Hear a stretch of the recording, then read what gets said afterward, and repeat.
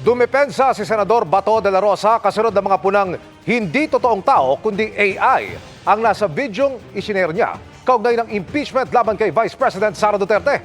Ipinagtanggol din siya ng bise habang ang palasyo iginit na hindi dapat galing sa mga opisyal ang fake news. Nakatutok si Rafi Tima.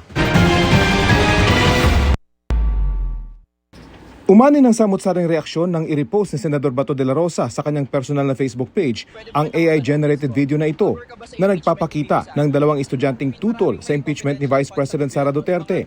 Sabi ng senador sa pag-share niya ng video, buti para ang mga bata nakakaintindi sa mga pangyayari.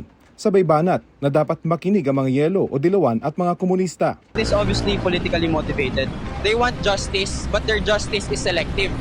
Noong nakaraang linggo, si Senador de la Rosa ang nagsusulong ng pagpapadismiss sa impeachment complaint sa Senate Impeachment Court laban sa Vice Presidente. Ayon sa isang eksperto, bagamat maganda ang pagkakagawa sa AI video, halatang deepfake ito. Kunyari, yung mga tricycle, hindi siya Philippine tricycle eh. Philippine yung mga tuk-tuk sa Thailand eh. Yung audio track, dire-diretso. Pero yung video, putol-putol.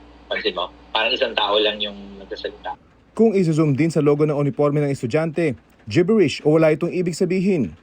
Tila wala ring maintindihan sa mga nakasulat sa mga karatula sa paligid. Pero dahil pagaling pa ng pagaling ang AI sa huli, sa mensahe pa rin daw mabubuko kung deepfake ang isang video o hindi. Mabilis ring itinaman ng mga netizen na AI-generated ang video at hindi ito totoo. Pero sa isang hiwalay na post, sinabi ni De La Rosa na wala siyang pakialam kung AI ito. Ang mahalagaan niya, ang mismong mensahe. At kahit flag na bilang false information ang kanyang nirepost, patuloy itong ipinagtanggol ng senador sa comment section ng kanyang post. Maaaring delikado umano ang ganitong reaksyon ng senador ayon sa isang AI expert. The proper thing to do would be to own up. Pero ang dating parang nag-double down pa eh. It doesn't matter kung AI yan or hindi. The importante is the message. So talagang dinouble down pa niya na ito talaga yung message na gusto niya. So I feel that can be dangerous if people are not critical about the message. Sinubukan naming kunan ng pahayag ang senador pero ayon sa kanyang staff, ayaw muna niyang magbigay ng panayam. Ang Vice Presidente, ipinagtanggol ang kanyang kaalyado. Wala namang problema siguro sa pag-share ng AI video in support of sa akin. Basta hindi ginagawang negosyo. Kung baga, if I were a social media, I were a social media account owner and gagawa ako ng AI to support a certain personality, walang problema doon kasi hindi ko naman siya ginagawang negosyo eh. Hindi ko naman binibenta sa mga tao yung produkto ko eh. Pero ang Malacanang sinabing nakakawala ng tiwala ang aksyon ni Senador De La Rosa.